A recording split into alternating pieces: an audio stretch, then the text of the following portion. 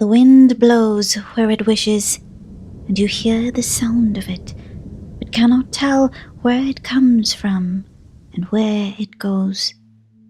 So is everyone who is born of the Spirit. What is the nature of this world? What is our nature within this world, as well as outside of it?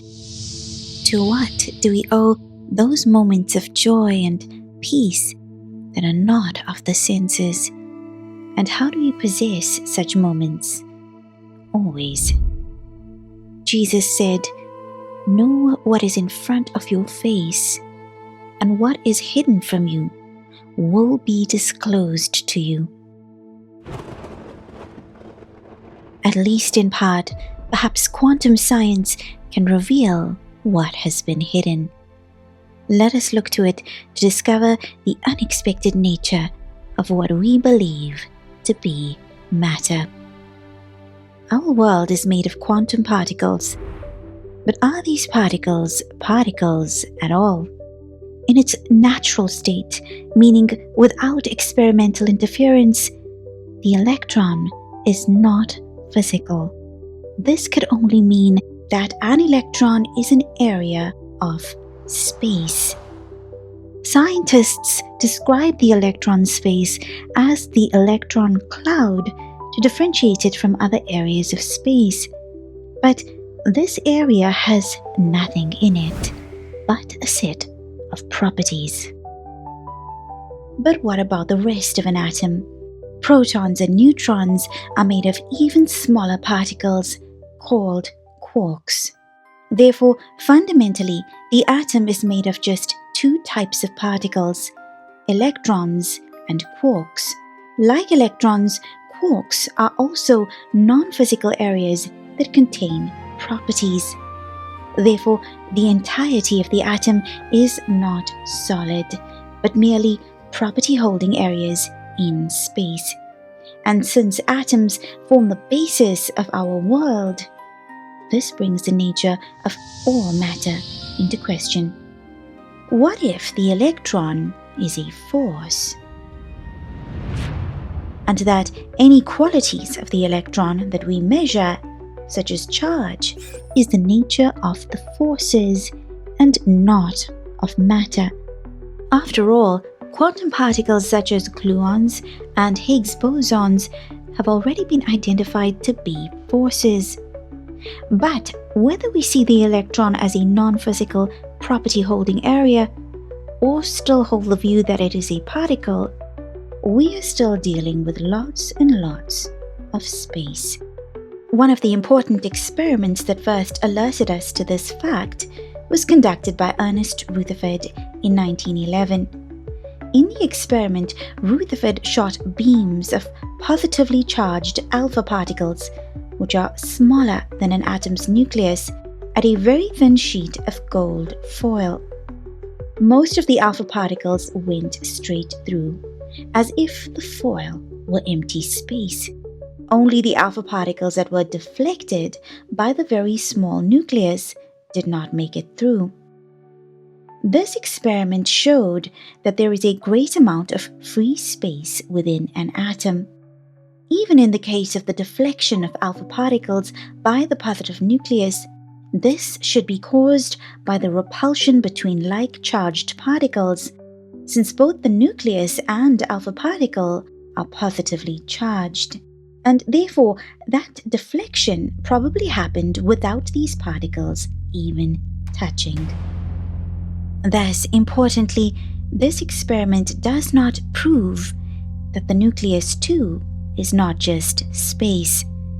In the case of neutrinos, the most abundant particle in our known universe, 100 trillion neutrinos pass straight through our bodies, unimpeded, every second. There is only a 1 in 4 chance that a single neutrino will interact with an atom in your body in your entire life, because neutrinos interact only with the weak nuclear force that controls radioactive decay. The neutrino can even pass through the Earth unimpeded.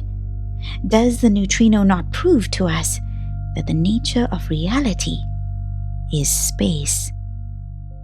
Perhaps James, the brother of Jesus, alluded to this non-material nature when he said, "What is your life? You are a mist that appears for a little while and then vanishes." One of the reasons why we interpret matter to be solid is because it has mass. But what is mass? Let's look at what the mass of an atom is made of. 99% of the mass of an atom comes from the force that binds the quarks to make protons and neutrons. The mass of the quarks themselves are almost insignificant.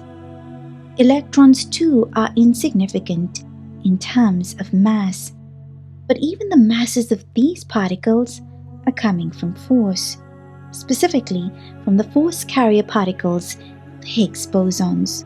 What's left is the force that binds the electrons to the nucleus, the electromagnetic force, which also adds some mass. Thus, all the mass from an atom can be attributed to force, and force on a quantum level may only be a property of space. In the regular-sized world, the scale also only measures force. Our mass is then calculated from this force by removing the effects of the force of gravity. Therefore, all mass is a force, an anchoring force or an enabler of inertia, and force alone cannot be an indication of solidity. So far we have the following conclusions. Matter is force, which is space. There does not seem to be any real solidity at the most fundamental levels, but merely space with differing properties. Now that we are describing matter as force, how do we relate force to energy? In conventional physics, the force describes a change in the form of energy, for example, from potential to kinetic energy, and it describes this transformation of energy over a distance.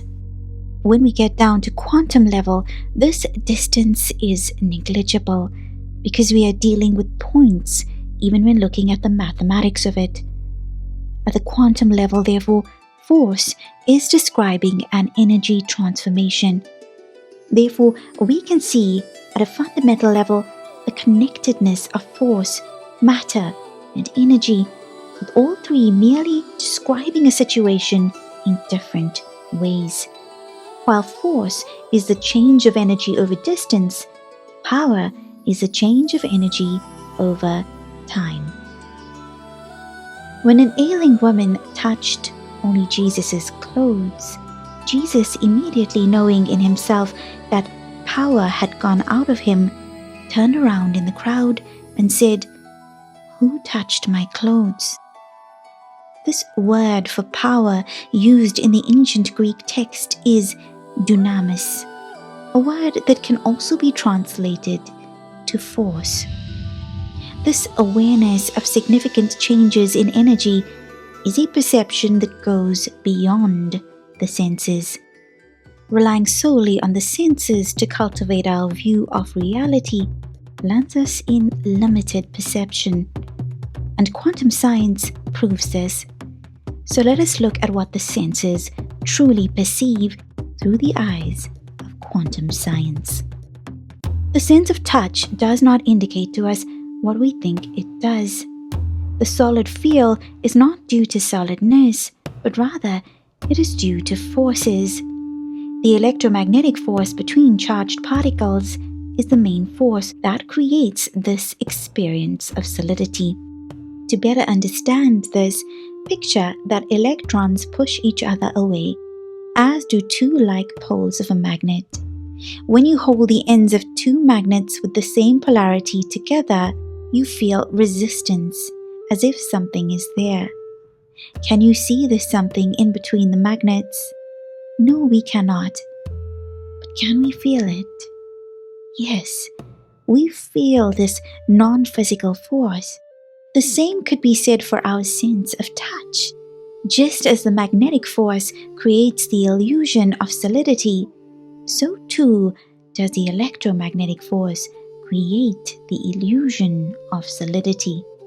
The feeling of solidity is due to force and not due to solidity of matter itself, because electrons do not even approach each other close enough to touch. And since our bodies are made of atoms with an outer layer of electrons, then we never really touch anything at all. All we really feel is force, especially now knowing that the particles themselves are non-physical. When atoms bond together to form molecules, or when molecules bond together to form what we understand as matter, it is also by the electromagnetic force. So what keeps the force particles of an object together is force. And thus, our sense of touch is not in any way an indication that objects of this world are solid. But what about sight? If the world is either mostly space or all space, why then do we see solid objects? To understand this better, let us understand what light is. Light is energy or force, which is why it is sometimes referred to as the optical force. But it is only when light interacts with something else that we get to see it. That is why we do not see the sun's light in outer space. So, for us to see this light, we need the other player in this, electrons. But we now know that electrons are not solid and could be described more accurately as forces in space. When light and electrons interact, we see selected frequencies of energy that are the products of this interaction between the forces of light and electrons. What we can take from all of this is that what we are really seeing is evidence of force interacting with force, and not evidence of solidity.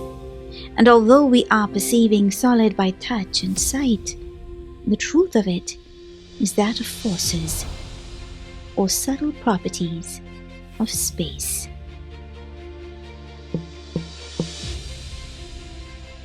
If we were to see this world as it really is, then that would likely make navigating it difficult. We could see nothing, or we could see everything, even air, and all may look the same, being made of the same stuff. So the brain had to adapt in order to enable survival for the body in the world. Evidence that what we see is merely an interpretation and not absolute proof of reality is that color perception differs from animal to animal.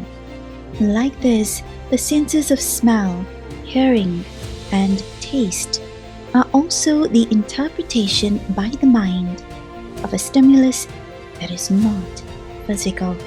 Thus, the senses do not give us an accurate understanding of our reality, only an interpretation of it for the sake of life. And this is why the senses are constrained within the range of usefulness to the body. But the perception of the true reality is left to the deeper introspective powers and spiritual powers of humanity. Jesus said, "I shall give you what no eye has seen, and what no ear has heard, and what no hand has touched, and what has never occurred to the human mind." But what about pain? Does pain prove the solidity of the body? As with the other senses, pain is also an assessment by the brain, but it does not serve as proof of solidity. When something breaks or changes physically in some way, it is due either to the addition of energy or loss of energy to that space. The change may be brought about by mechanical force or chemical reaction, but when it comes down to it, it is all exchange of energy or force, and is therefore not an indication of solidity. And perhaps this explains why Jesus could heal an ear that was just sliced through with a sword. For when all is force or energy that has its basis in space, then surely that energy can be manipulated with ease by those who are aware of its nature and are connected to that source of this true nature. When Philip tried to convince Nathanael of Jesus' divinity, Nathanael agreed to proceed with him to Jesus. Jesus saw Nathanael coming toward him and said of him, "Behold, an Israelite indeed, in whom is no deceit."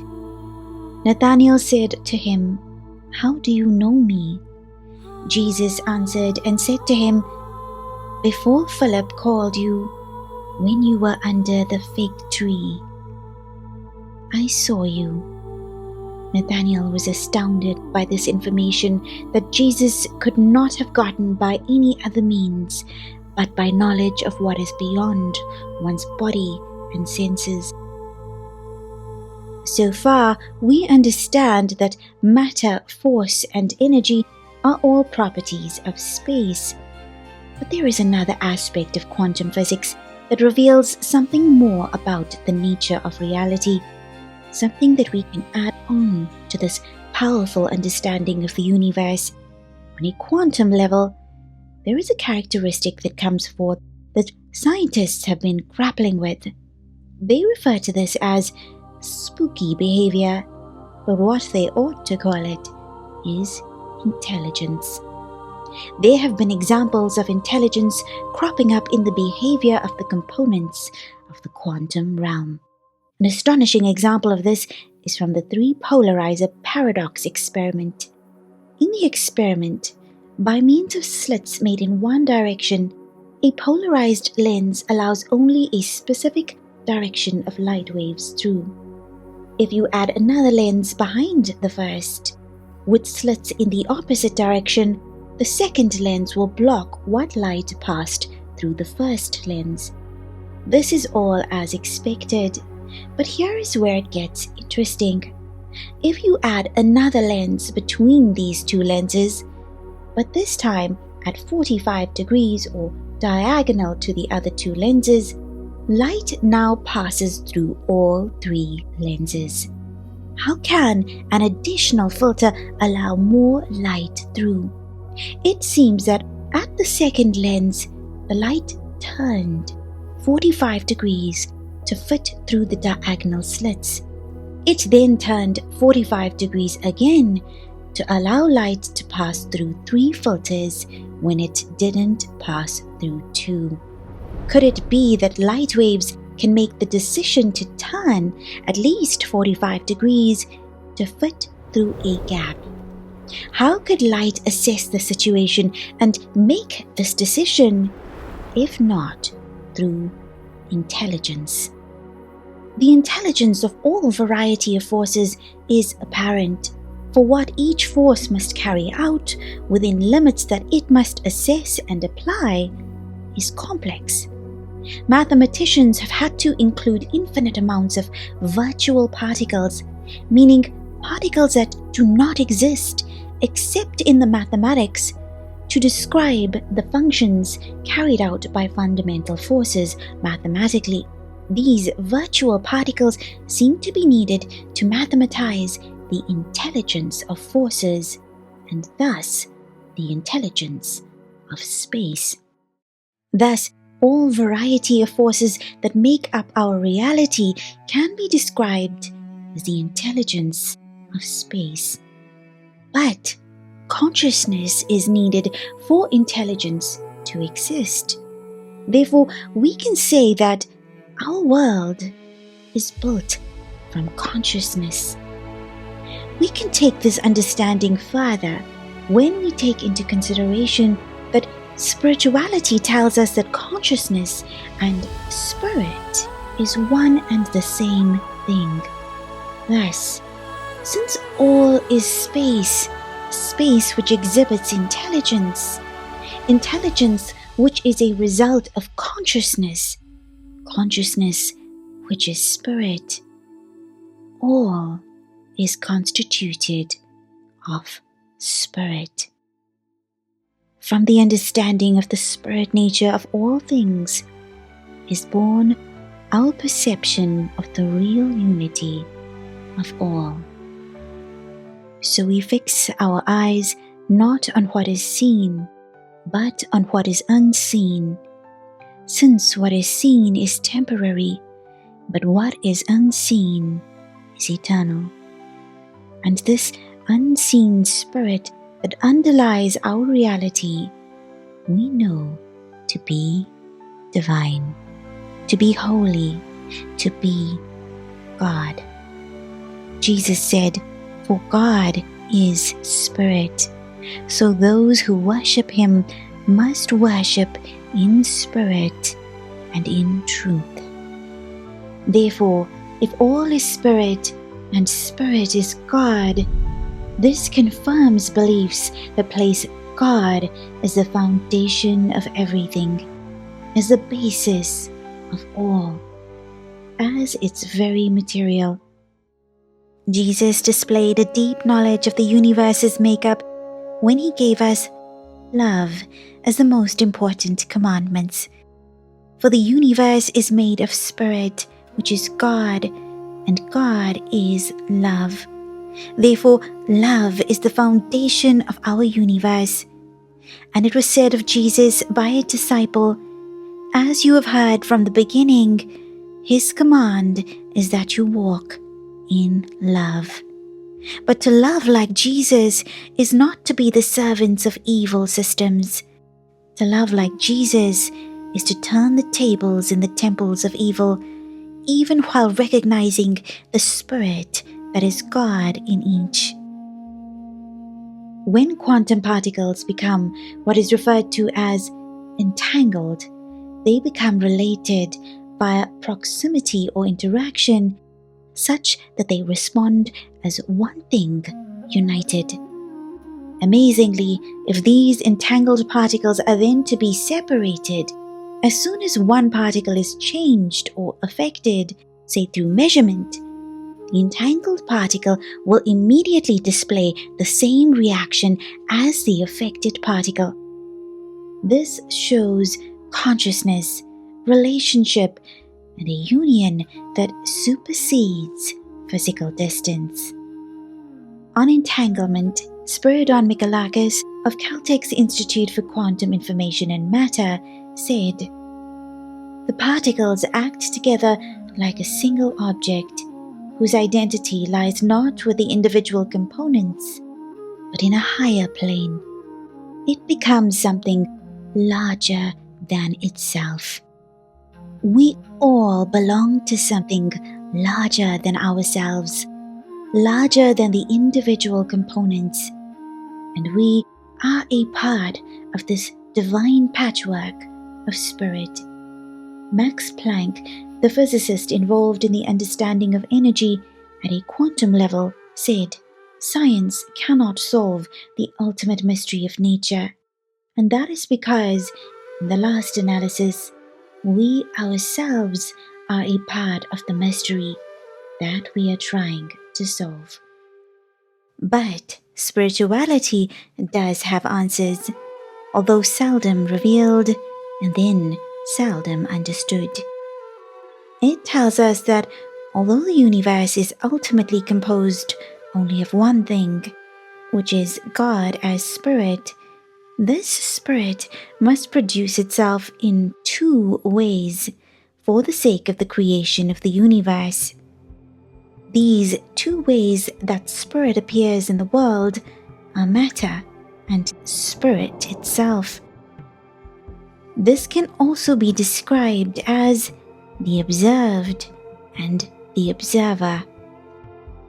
Since we have consciousness, we have to be the observer. But we also know that the observer is the spirit.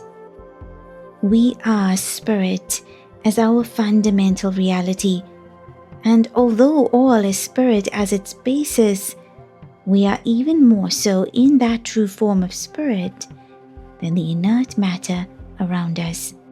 But it is clear that most of us do not fit into the identity of being one with Spirit, that is God. So if we were meant to be in the state of Spirit, as full consciousness and love, how did we get to be in the state of semi-consciousness and ignorance? And how do we explain the imperfections and all too often evil behaviors that we observe in humanity? That answer could be hidden into the story of the fall of man. We were once set in paradise, but the senses fooled the observer into believing that we are the body instead of the spirit. We now know that the senses are limited and do not reflect the truth of the reality of the universe. This limited sensory experience drew the observer in, consuming us and cementing false beliefs about what creation was about, making the observer believe that this was all there is. And it seemed that the world and all those within it were separate from oneself and not one continuation of spirit as it is in truth.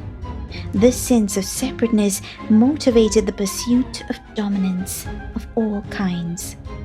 When we identify ourselves with the observed instead of the observer, or in other words, when we identify ourselves with the body, its possessions, its lineage, its relationships, or even the ordinary mind, which is limited to the body, its senses, and its ego, then the observer pretends it is the observed. In the East, this incomplete perception is known as the veil of illusion, and it is something that can be removed to reveal a fuller perception, even while in the sensory world within this life. Evil is created because the limited or warped perception creates warped beliefs. And these beliefs go on to influence the creation of our experiences. And this is perhaps one of the reasons why Jesus said, "Do to others as you would have them do to you."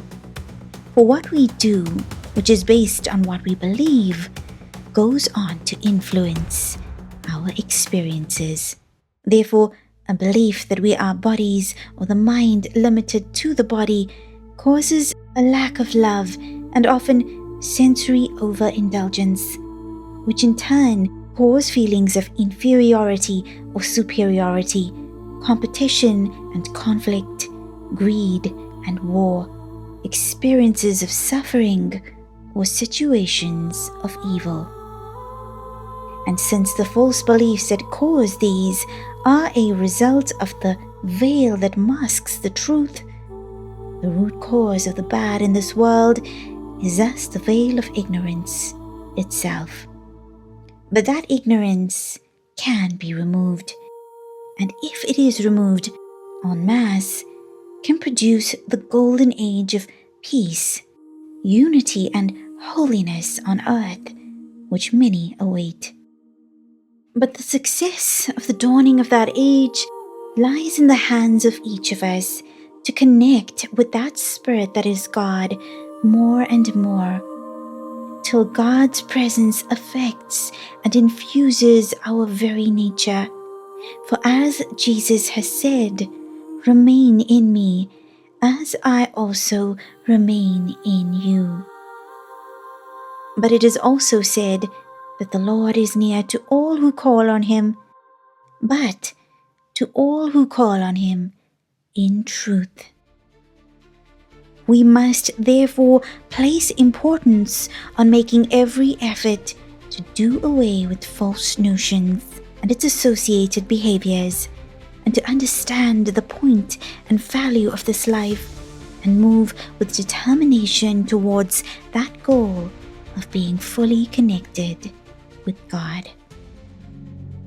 Jesus has said, "Yet a time is coming and has come when the true worshippers will worship the Father in the Spirit and in truth, for they are the kind of worshippers the Father seeks." When you perceive unity in spirit, which is God, surely then you are in the kingdom of God. For this is the positive and godly view and full experience of love, where all is respected and loved as spirit. What is the nature of God as spirit? God as spirit must be equality, for all parts of spirit are equal. It must be unity, for spirit is one. And it must be the expansive love that comes from such unity with all. God as spirit must therefore be goodness and mercy, which comes from love, all of which constitute holiness, and brings about a true contentment, stillness, and joy, which too is the nature of spirit. It is this nature of spirit that we must make the effort to focus on and become. For no focus on God would be complete if we do not make efforts to align our actions, words, and thoughts with this holy nature. Jesus said, "On that day you will realize that I am in my Father, and you are in me, and I am in you." This is that unity that is of the Spirit. Jesus speaks of the distinction between the spirit view and the physical view when he said, "That which is flesh, and that which is born of the Spirit is spirit." Jesus is saying that we need to be born into a spirit perspective and nature, which is not the ordinary physical perspective and is not an identity and belief that one is the flesh form, even as we have to exist within the flesh form to achieve this goal. By believing that all is what the senses tell you it is, we remain deluded, whereas in contrast, by faith in the spirit reality of all, we become released from the delusion and freed back into paradise.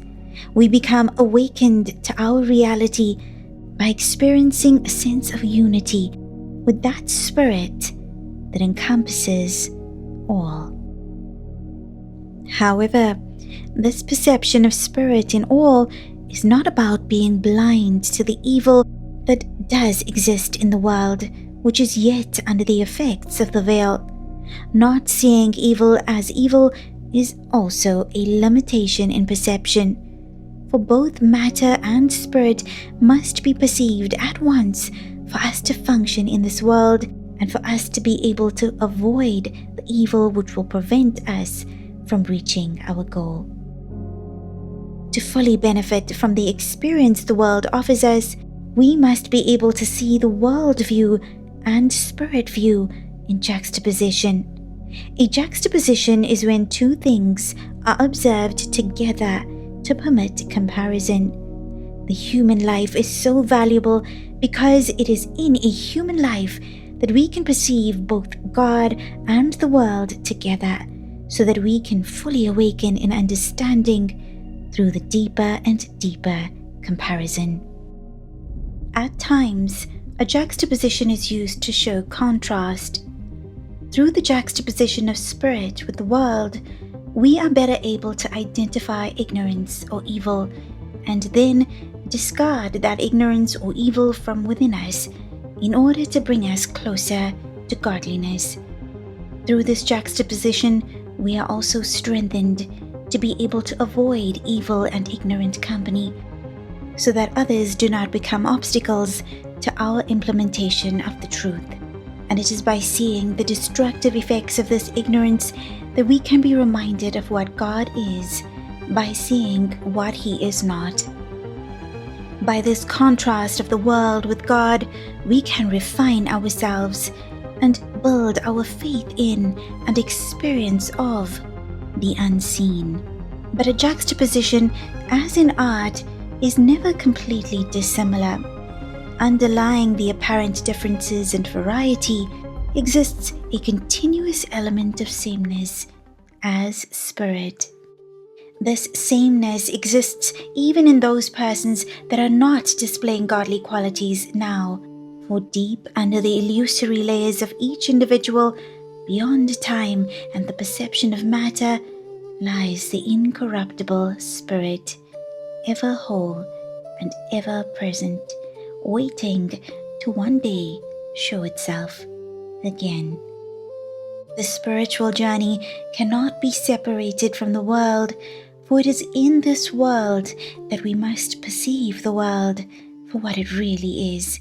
And so, even though the world presents us with the sensory experience that deludes us, the world is also the place where we must overcome this perception.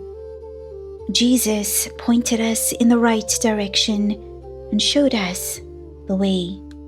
And that way is not towards one specific individual, but towards spirit, which underlies all, and towards a state which we can realize in this lifetime.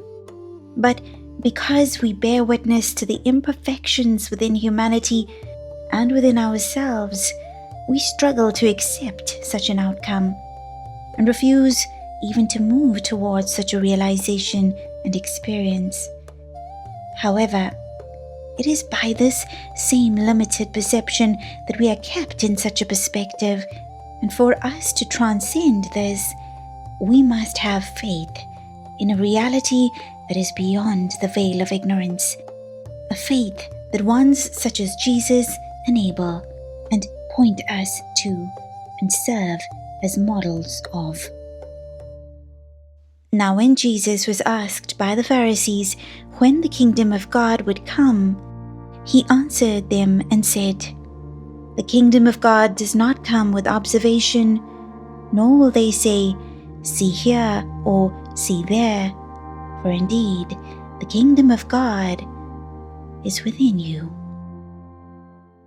In this, we are told that the treasure that is the essence of the universe is within our very selves as spirit, in its pure, unaltered, unimpeded form, meaning that God, in his true unveiled form that is fully conscious and fully divine, is within us.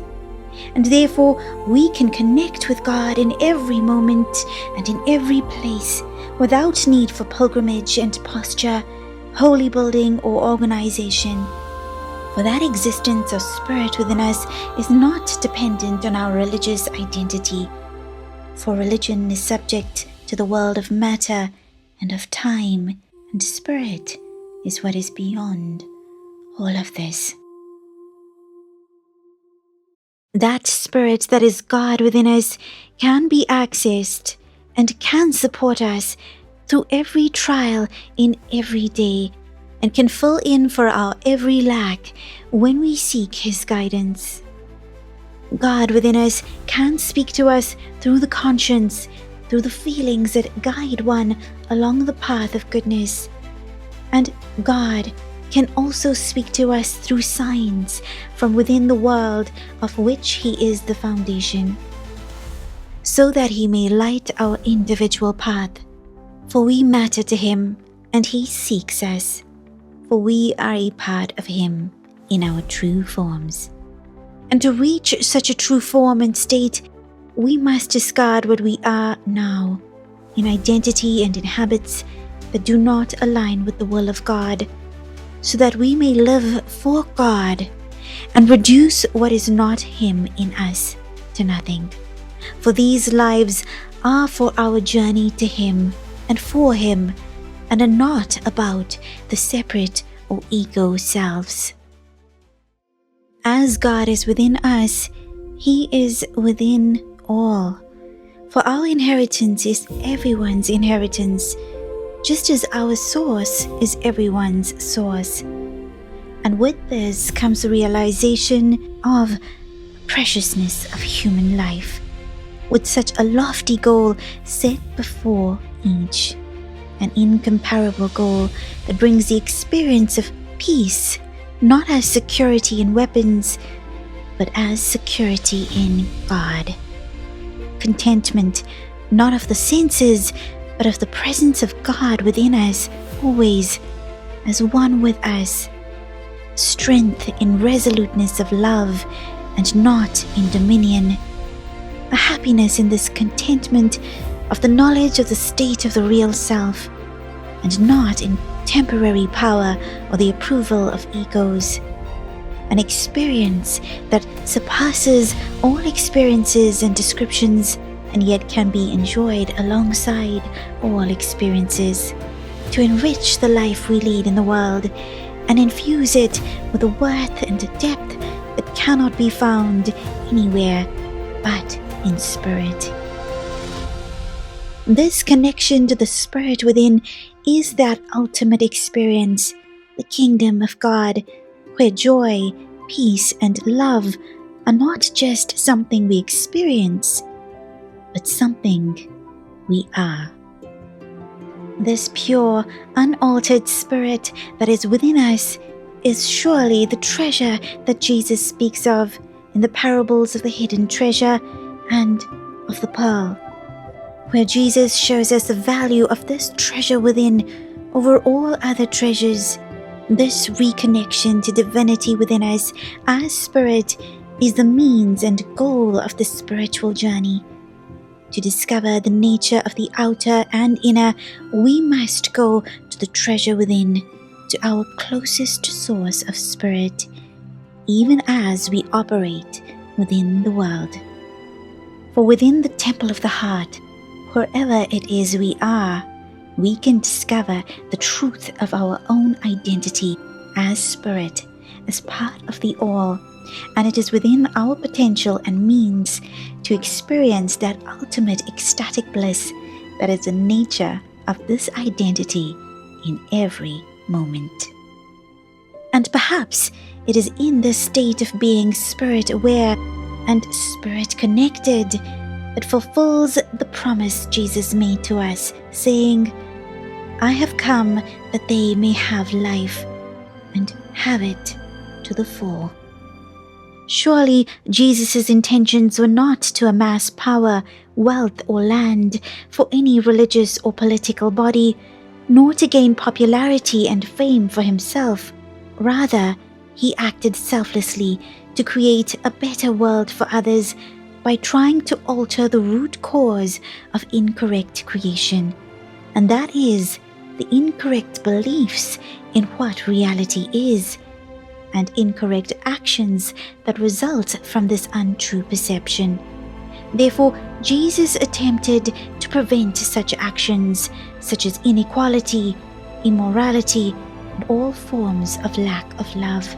Jesus understood that the best service that he could do for his fellow man is to work to undo the false perceptions, and his miracles served as proof of the good news that he was preaching, that the human being is truly spirit and is only now enslaved to a limited perception because of the delusion that has clouded all of our sight over the history of life.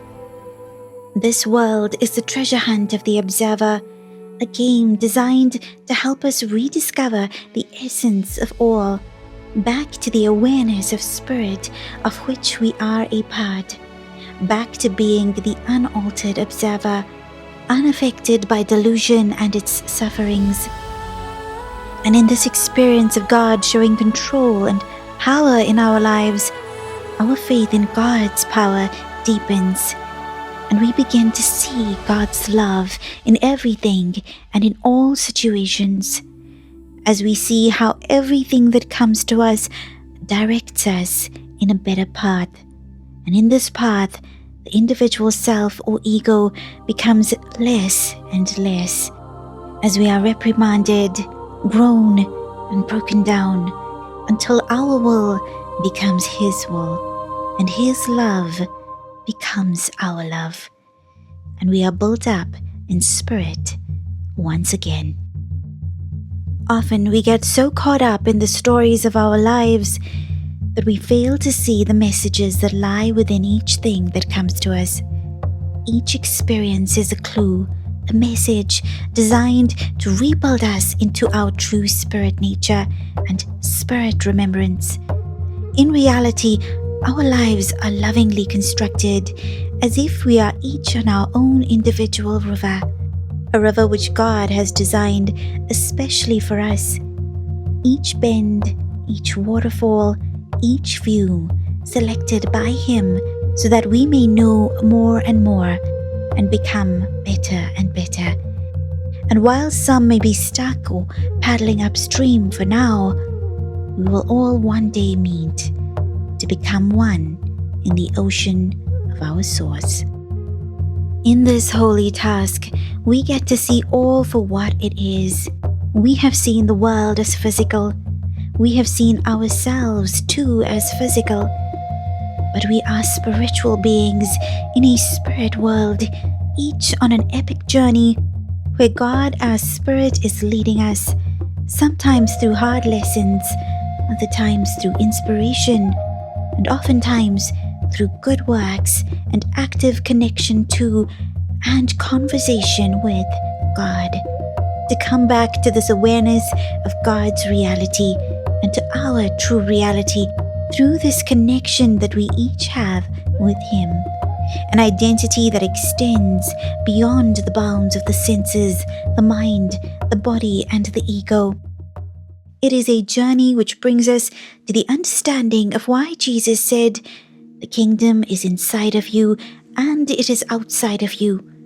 When you come to know yourselves, then you will become known, and you will realize that it is you who are the sons of the living Father.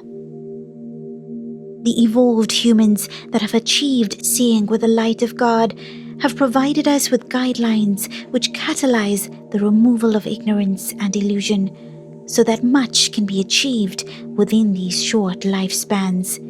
They advised us to follow a value system that honors the unity in our shared identity in spirit. They tell us that to experience what is the truth of what we see and what we are, we must commune with God in this love and to love everyone as equals, knowing that all is woven from this love. Through this understanding, we can come to see how all that is comes down to what was there before all was, and that is spirit, the most fundamental building block of the universe, undivided in truth, divided only by our limited perception. And this unity is what is stable and consistent. This unity is what will keep on eternally.